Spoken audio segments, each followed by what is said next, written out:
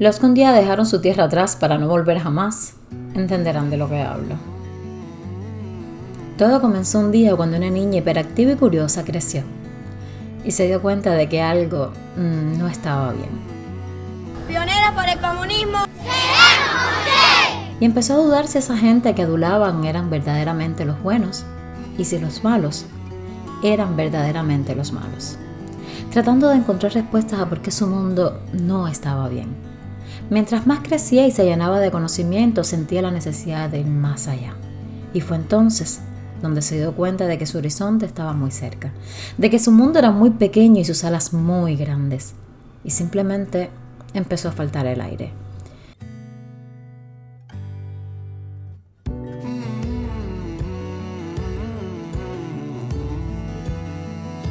Y pues preparó una maleta inmensa de todo lo que necesitaría sin nada material y voló.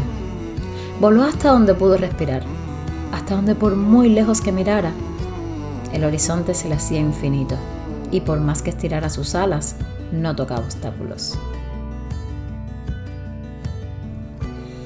Y se encontró entonces con un supermundo, algo del cual sus ojos no estaban adaptados.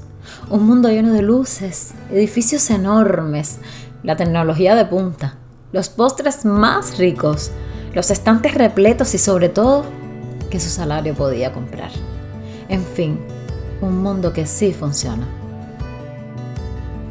Y te sientes tan deslumbrada como una niña en un parque de diversiones de algodón de azúcar rosa.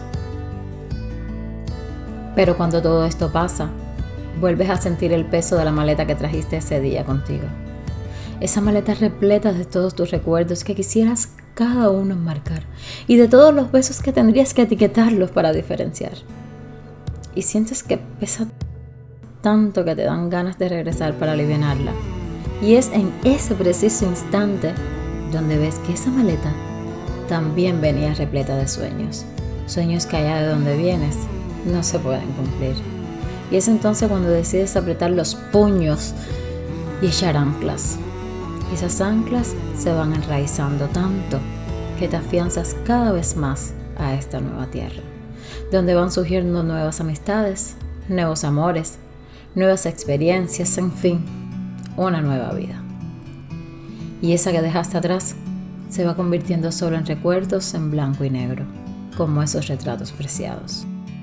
Y empezamos tan de cero que parecemos bebé nuevamente, pero que en poco tiempo aprendemos a hablar, a dar pasitos y a correr. Aquí el tiempo apremia.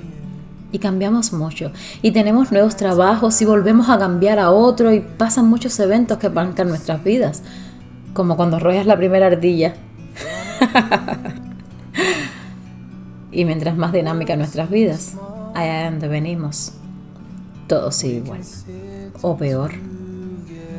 Creo que es gastada la frase de cuando hablamos con nuestras familias. Por aquí todo igual. No sé si es solo porque nada cambia, para bien, o porque no pasa nada nuevo. O si lo que sigue igual es ese beso y ese abrazo que dejamos a medias con la promesa de volver. O si es que mantienen todo igual para que no perdamos el camino de vuelta. Y al volver nos sintamos como si nunca nos hubiésemos ido. Y añoramos tanto ese momento. Hasta el grito del vecino. ¡El agua! Y cuando hagamos ese puente enorme de 90 millas, cuando los de allá vean que de orgullo no se come y que la maldad mata, y los de aquí, que entre las leyes hay un pueblo, ese día se nos va a alivianar el peso de nuestra maleta.